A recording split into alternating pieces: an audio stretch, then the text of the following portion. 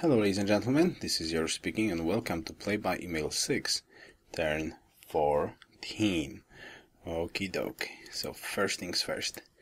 Now, let's switch around and see if my calculations are correct. That should be a 6th turn. Exactly, so I've got 6 turns, then there could be 2 scouts, but really would like to get the worker. That's 16 turns. 16 turns plus 5 turns, so we'll delay the growth probably just a tiny little bit, unless there could be some nice horses in the meantime that I could also use to grow and get a worker. Though I will make a struggle about it, not yet, but I think the general plan is to get a worker. That would be quite crucial. Now, I do want to still scout this. I'm really interested in that land. And for now, you would like me to scout there, but I don't like the idea right now. I do want to find Germany's capital. It should be somewhere on the coast. Now, why am I going there? I know from forum news that everybody is on the coast, and everybody is on one continent. Okay, so those two pieces of information that's actually quite crucial. I know that this player stepped away from the coast, from the chronicle, basically, the post he just made. He said that he's stepping away from the coast and settling somewhere not on the coast. But it was like 1 turn, maybe 2 turn move at best. So I would imagine if Germany wants to step in here, he is going on a coast as well. Well, he has a coast because he wants to have a coastal capital, since he wants to have a coastal second city, which means he's going to plant in here. If he would not have a coastal capital, he would probably want to settle somewhere in here. That's my assumption, basically, because without a coastal capital, there's no point going on a coast with other cities most of the time. So I imagine he's going to step in here because he has a coastal capital that I want to see right away. It's a very important piece of information for me. Alright, actually the culture borders are spreading to silver, so I see no reason to actually buy the silver yet. We could save up the gold and try to save up the gold for buying of the marble. Now, let's focus on the comments. Well, there's a lot of comments about the city placement, and I do agree that planting a city on this spot is a good idea. I will make a struggle about that when we're gonna basically get there. For now, I will leave only the struggle for the Pantheon up. And by the way, thank you very much for answering to this trouble, what we should do with the new piece of information. I'm quite happy how it turned out, because it's basically 89% voted to finish the shrine and grow the population tree. So I'm quite happy because I was right that with the new piece of information you will change your minds, and I like it. So taking all the discussion about the city spots for the gem city, I do agree that this city spot looks quite tempting, but also with this city spot I will make a straw poll when I'm gonna discover animal husbandry, because the basically horses could change our plans just a tiny little bit, probably not too much, but maybe a tiny little bit, and then we can decide where exactly we want to plant this city in here. Alright, so let's continue with reading the comments. Let's continue. There was something I wanted to talk about. Alright, copper forever. Do I plan on filling out tradition before starting honor? No, but I don't know really. I would like to make a struggle about that too, but 3 turns, so we still have the time, and with a little bit more scouting information, so I will definitely open tradition for the tree culture, so and the spread of borders in my capital. This will also speed up the acquisition of silver and maybe copper or maybe any other tiles, but overall will I fill out tradition before starting honor? I'm not sure. And I will give you that thought right now about, so we could start a discussion about that idea, because from what I've heard on forum, basically, as I said, everybody is on one continent, 100%. Everybody started near coast, so the probability of coastal capitals are quite large. Now, in this piece of land where we are right now, and with this scouting information we have, I know that Germany is somewhere close, and Byzantine is somewhere close. Now the question is, will there be actually barb camps? And actually know that some players are quite close, because overall the size of this map is not a standard 12-player map size, is one size smaller. So overall the map is a little bit smaller, so I'm wondering if we'll actually have a chance to get a barb camp that we can farm. If we could do so, then definitely opening honor after tradition opener is quite a cool idea. But then on the other hand, if there's not going to be any barb camps that we could farm on, then probably opening honor right away would be a little bit of waste. But this is something that we could think of, and I think we can decide that also a little bit later on when we're going to have more scouting information. But I definitely want to go honor on this map. It's like 100%. I want tradition, honor, and not drop around those two social policies trees. I definitely want. Nick, I like that you love the calculator thingy. It was quite cool.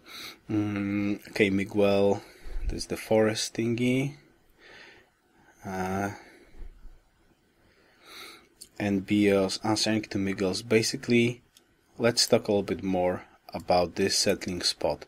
Now, if I settle in here, and there's gonna be a war between me or Germany, I assume there's not going to be a war between me and him, because I see no reason to go to war early on with 3 players nearby, because first of all, as I said a couple of turns earlier, that the third person could take advantage of somebody and attack the player who's weaker or who's going to go on top of the war but lose, for example, a lot of army. So I think for now friendly relations with Germany is the best course of action. That's number one, and focusing to getting our 3-city tradition empire up to speed and scouting land, getting more information, starting to get some army and start getting some barbs farms with honor maybe, or even thinking about those 2 city-states.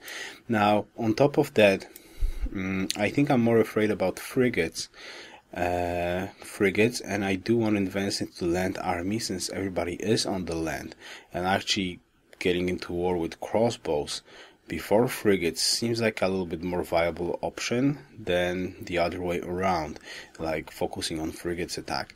Now this also kind of links to the comment of Captain Butternut about considering exploration coastal empire. I do not agree with that opinion that if I avoid the coastal empire is playing not to lose, not to win, basically getting the frigates. From what I've seen in those games, sea combat is just terrible when it comes to teaming, and it's quite easy to convince players, well, not for me but for other people, basically for what I have seen, to convince people that somebody is really on a lead and needs to be stopped a little bit. So I'm not really sure that a coastal warfare empire, in the meaning that trying to attack with frigates or focusing on finishing the game with frigates, is a viable option. I would say that frigates could be used for defense. I'm not saying like skip frigates overall, because it's still a quite cool unit to have in a city or just roaming around the map a little bit, even farming some barb camps on islands, which also is an option. But my point is that definitely I'm not aiming for a frigate. I believe like a naval empire frigate focus with frigates attacking the cities. And the reason for that is, I don't believe you can finish off the game with frigates, especially if some of the people stepped off the coast, because if the map is, even it's a 12-player map, though it is a little bit smaller, it's still a huge map. So reinforcing the other side of the world after I don't know, a successful attack with frigates and sending land troops there will be quite hard, and from experience I know it's quite hard to get frigates at the same time, attacking with frigates, and get the land army that can go somewhere and support the land invasion. So I would say that, okay, frigates are cool, but not as the main force, but as a support force. So you have a strong land army, artillery army can defend nicely against frigates without any problems. And it's actually a little bit better to go there than to go to frigates and into artillery. That takes much more time, theoretically, but that's like talk for a later date, basically, because we don't even know how much iron do we have. But anyways, what I'm trying to say, that I don't think this game is winnable by only sea and having a strong coastal empire.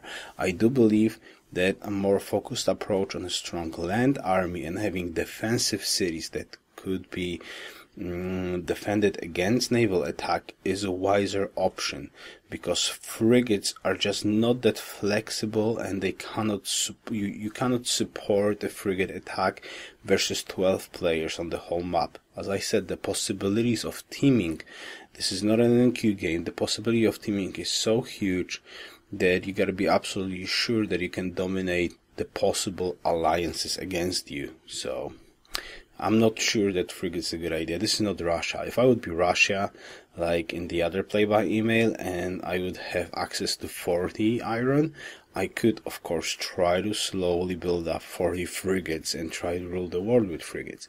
But I'm not, and I don't know how much iron I will. So we could thoroughly get back to the discussion when we'll reach that point in the game. But I just wanted to share my thought about that idea. What else? That one from Uka Ike. Thank you very much. Did you enjoy this? I'm actually quite happy that it's such a good that you all enjoy those play-by emails, because I enjoy them a lot, and I like this, that I actually am able to upload some stuff on a daily basis, and I need to get back to my other play-by emails so I can get up to speed, and I can also share those games with you, because they are quite interesting as well. About the Gem City location, I already said that I agree that I possibly shouldn't plant on gems. The forest style looks quite nice, but as I said, we're going to get back to that discussion when I'm going to discover horses. Now, do I think that it's possible to tribute those two city-states? That's a good question. They are they're not on the hill.